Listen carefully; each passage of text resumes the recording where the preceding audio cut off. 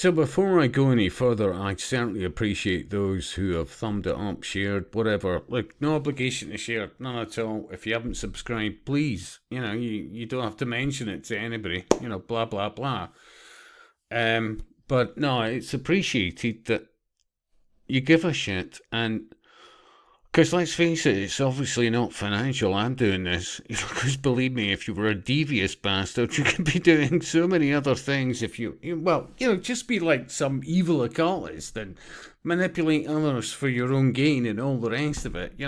I struggle. I just absolutely. I look at so many people, mainstreamers, all the rest of it, and you can see at some stage their soul is departed from their body.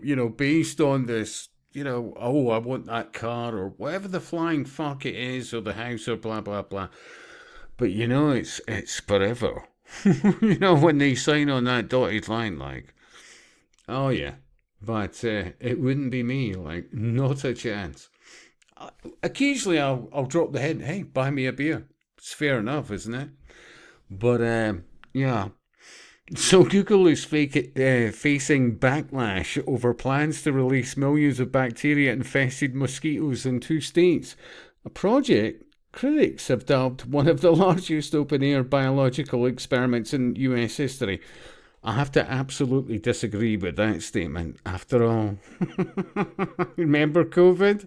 Seriously, that's amateur hour in comparison to that one. And that's just one example of many, but, it's the detail, but anyway, so backed by Google's parent company, Alphabet. I mean, even that, it's the condescension on steroids. We're dumbing you down. In fact, we're now bragging about corporations that are like Alphabet. Oh, what Abacus next? And, oh, wait, Scott, it's been done. Oh, all right, okay. But, Ember, be kind. Oh, they've turned our schools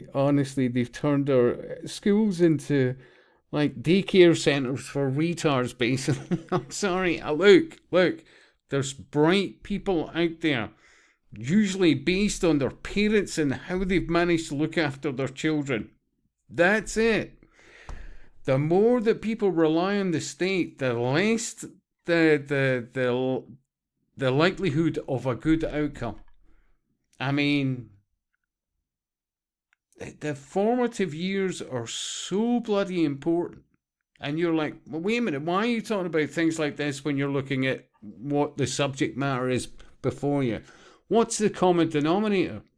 Eugenics, population reduction. Seriously. If you can't hold a conversation, if you can't deal with the fantastic joys of the female sex, where if most of them are honest, they'd be like, yeah, well, hormonally I may have 2 or 3 personalities. Now, guys, early Gen X and behind, yeah, like, water off a duck's back. Water off a duck's back. But then they got the bell. They didn't get prizes for failing in things. Oh, you came second in the egg and spoon? You're still a fucking failure. Try harder. Yeah?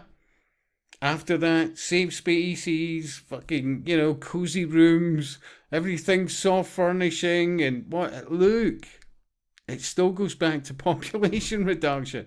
So in this example, you've got to just say to yourself, why the fuck is a corporation, any corporation, involved in, well, I wanted to change the insect population by devious genetically modifying means, because we ultimately see ourselves as gods, and God forbid you use swear words on YouTube or anything like that, but behind the scenes we're just fucking changing the biology of insects to reduce the population. Why is it that people have such a problem seeing that in the bigger picture, the direction of travel has a common running theme? Yeah? And I'll speak to you soon.